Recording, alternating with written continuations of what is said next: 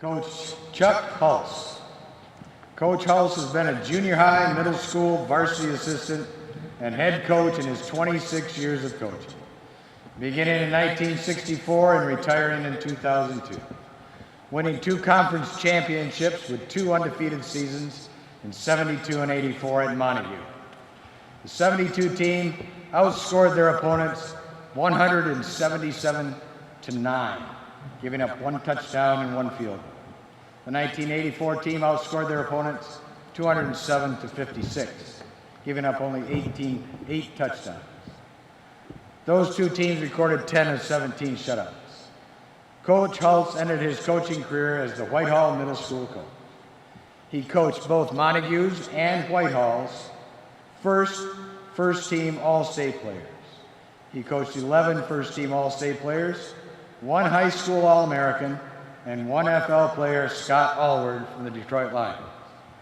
He was 3-time Regional Coach of the Year and was the Michigan High School Football Coaches Association Regional Director for 5 years. Why Coach Hulce coached? Having been raised in a single-parent family, my coaches were my role models. They helped guide me through my teenage years and helped set my moral standards. Biggest thrill in coaching for Coach Hulce. In 1972, we were undefeated and ranked 6th in the state. We were playing another undefeated team who was ranked 3rd in the state and who had a 1,000-yard rusher on the team. We held him to less than 30 yards and went on to win the game 35-0. The biggest thrill was the look in our players' eyes after the game. His most humorous incident in coaching. Because of cost cuts one year, we were unable to get new team pants for the season. I had a very powerful running back, who was able to run through tackles. The defender had him from behind, and he broke the tackle, leaving the tackler holding part of the runner's pants. He ran for a touchdown with the wind literally at his rear. The next week, we had new game pants. Ladies and gentlemen, the newest member of the Hall of Fame, Coach Chuck Hulce.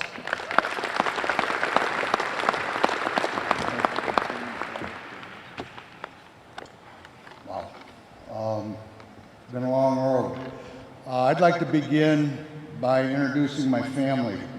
My wife, Marcia, my daughter, Amy Locke, her husband, Jason, my grandchildren, Tegan and Graham. I'm going to take a little license here for a minute. Amy was raised kind of as a field rat. She was always around. She decided to go into sport management, graduated with a degree from Bowling Green. She has worked for the Carolina Panthers in the NFL, the Chicago Bulls in the NBA, and the Chicago White Sox in Major League Baseball, and she currently is working in the athletic department at Northwestern University, and I'm real proud of what Amy's done with her life. I would like to thank the Michigan High School Football Coaches Association for this honor. When Jack Carlson called me December 7th, I was recovering from the excitement of officiating my first state championship football game, Division I, between Romeo and Detroit Cass Tech at Ford Field. But when Jack Carlson called me, that certainly rekindled my excitement. I was honored, humbled, and frankly quite surprised. It had been 13 years since I had coached. I feel I've come full circle. I was born and raised in Ann Arbor. I went to high school right down the road. The high school they now call Ann Arbor Pioneer. I played at Holloway Field behind Pioneer High School, and I played on the state championship football team in 1962. I would be remiss if I didn't give a special thanks to my high school coaches. I was raised in a single-parent family, and Jay Steelstra, Jerry Budzik, Chuck Ritter, Frank Klein, and John Nordlinger helped me through my high school days. They were my male role models, and I want to personally thank you. I would like to thank all my players whom I had the honor and pleasure of coaching, especially those in attendance tonight. I feel that you're all my sons. I'd like to thank the rest of my family that's here and friends. Actually, the players and assistants are all part of that equation that makes a cohesive, successful team. This award is meaningful on many levels. It means at some point in my coaching career I did what I was supposed to do.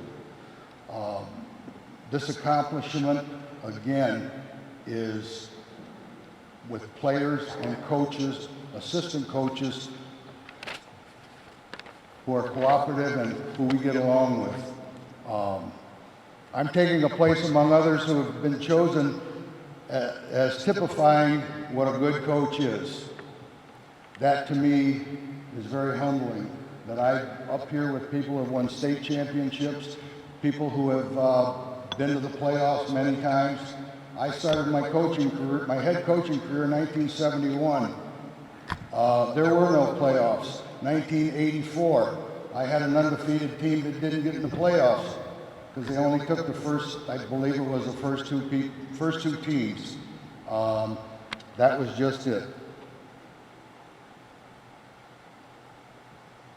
I was taught by my coaches to be disciplined, competitive, work hard every day,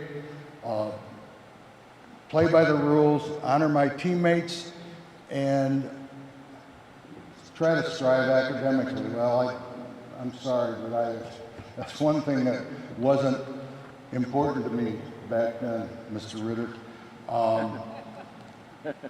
One of the great principles that I tried to instill in my players was something that I learned from Jay Steelstra, that football is an autocracy.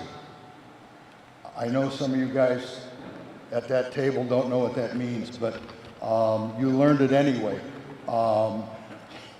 That the head coach has to have unwavering loyalty from the starting quarterback all the way down the line. And I always felt that I lived by that and my players understood it. As a coach, I always felt that we were more scrutinized than the classroom teacher. After all, on game night, our classroom was open to a whole bunch of people to be evaluated.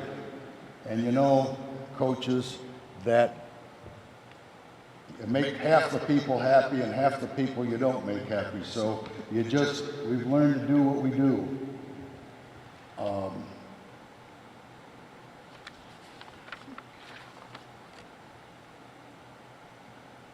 I felt my job always went beyond the practice field and the football field.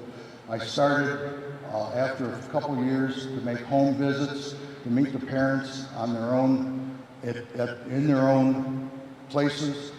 Had preseason meetings with parents. After a while, I started to have players over for dinner once a week at my home, not all of them at once.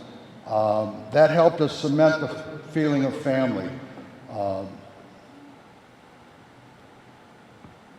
And as coaches, we walk a fine line, I think. We have to set high standards, but we also need to remember that we're working with high school teenagers, and we have to make those goals realistic. And I think for the most part, we always do. Perhaps because of where I live, I've been able to stay in contact with a lot of my players. I've watched them grow up. I've watched them get married. I've watched them have children. We've partied together after they were out of high school.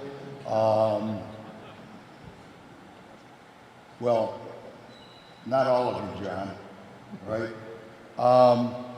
And I just love walking into places and seeing people that I've coached, people that I've had in class. It's just been an honor to do that. And again, I would like to thank my family who's here and the Michigan High School Football Coaches Association for this fine honor. Thank you very much.